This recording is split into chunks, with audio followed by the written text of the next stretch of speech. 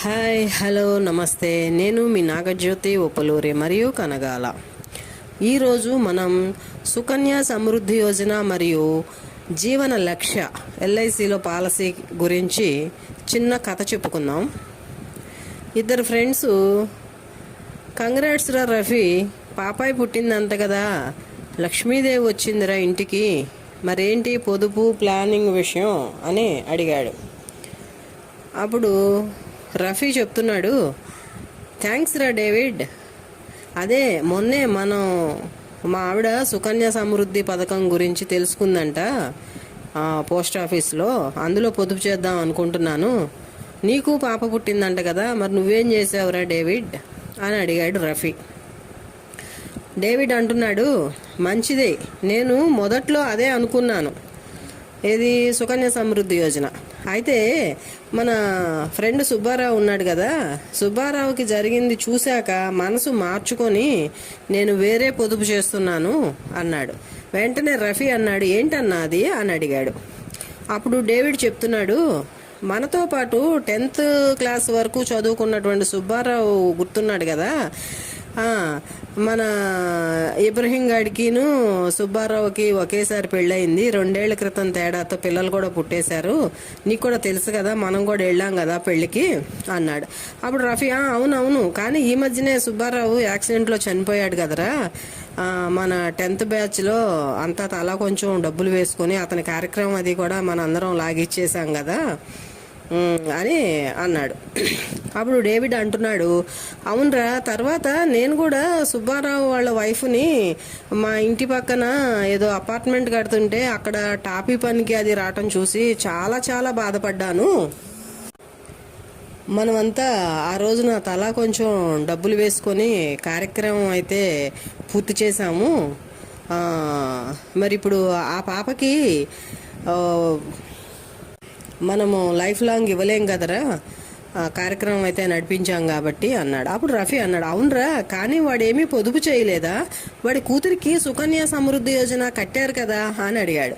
అప్పుడు డేవిడ్ అంటున్నాడు, అవును, సుకన్యలో నెలకి 1000 రూపాయల చొప్పున 1 సంవత్సరం మాత్రమే కట్టాడు, తరువాత ప్రమాదంలో చనిపోయాడు కదా, ఇప్పుడు ఆ డబ్బులు ఎవరు కడతారు, అందుకని పోస్ట్ ఆఫీసు పథకాన్ని క్యాన్సిల్ చేసి పాపకి 1వ క్లాస్లోనే స్కూల్ ఫీజు కట్టేసిందట వాళ్ళ మదరు.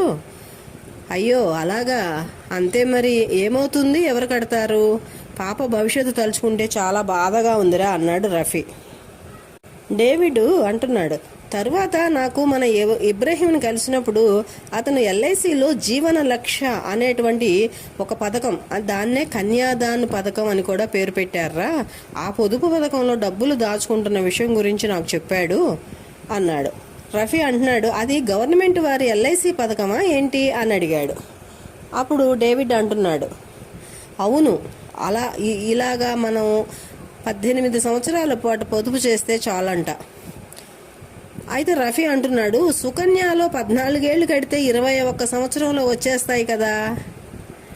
డేవిడ్ అంటున్నాడు, అదే భయ్యా చెప్పేది విను, మనము 18 ఏళ్లకి చేసే పొదుపు 9 లక్షలు సుమారు ఉంటుంది, అదే 21 సంవత్సరం నిండినాక సుమారు 21 లక్షల మెచ్యూరిటీ వచ్చేస్తుంది.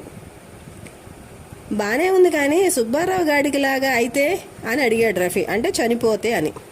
డేవిడ్ అంటున్నాడు, అక్కడికే వస్తున్నాను సోదరా, పొదుపులో 1 నెల పొదుపు తర్వాత అయినా తండ్రి దురదృష్టకరంగా మరణం సంభవిస్తే తండ్రికి అక్కడ నుండి పొదుపు చేయవలసినటువంటి అవసరం లేదు. ఎక్కడ, సుకన్య సమృద్ధి యోజనలో కాదు, జీవన లక్ష్య పాలసీలో ఎల్ఐసిలో మాత్రమే. అక్కడ నుండి పొదుపు చేయవలసిన అవసరం లేదు, అంటే ఉన్నవాళ్ళు కట్టాల్సిన అవసరం లేదు. పాపాయికి తక్షణమే 20 లక్షల రూపాయలు ఇచ్చేస్తారు, ఎప్పుడు, మరణం సంభవించినప్పుడు. ఈ సంఘటన తదుపరి వచ్చే పాలసీ తేదీ నుండి పాలసీ కాలం ముగిసే వరకు ఉంటుంది. అంటే సుమారు నెలకి 4000 కడితే వెంటనే 1 year లోపు, వెంటనే అంటే ఎర్లీ క్లెయిమ్ అని, మరణించినట్లయితే స్పాట్లో 20 లక్షలు ఇచ్చి తదుపరి సంవత్సరం నుంచి 20 సంవత్సరాల పాటు, అంటే మనము టర్మ్ ఎంతకాలం అయితే పెట్టుకుంటామో సుమారు ఆ 20 సంవత్సరాలు పెట్టుకుంటే, అంటే 21 పెట్టుకుంటాము. ఒక సంవత్సరానికి రిస్క్ జరిగిన వెంటనే 20 లక్షలు ఇచ్చి ఇంకా పేమెంట్ ఉన్నటువంటి 20 సంవత్సరాల కాలం పాటు కూడా ఉన్న వాళ్ళు కట్టకుండానే ప్రతి సంవత్సరం ₹1,00,000 ఇస్తారు. అంతేకాక పాలసీ కాలం పూర్తి అయినాక, అంటే 21వ సంవత్సరం నిండిన తరువాత మరలా సుమారు ₹20,00,000 లభిస్తాయి.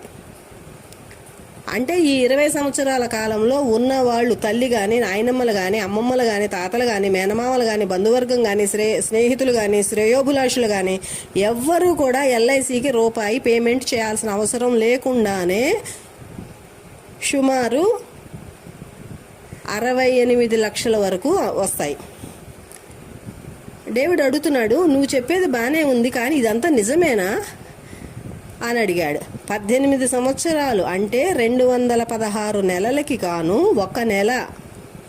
ఒక నెలకి 4,000 కట్టినటువంటి తరువాత తండ్రి మరణిస్తే, అంటే ఒక నెలకే కనుక మరణిస్తే 215 నెలలు మాఫీ అయిపోతాయి.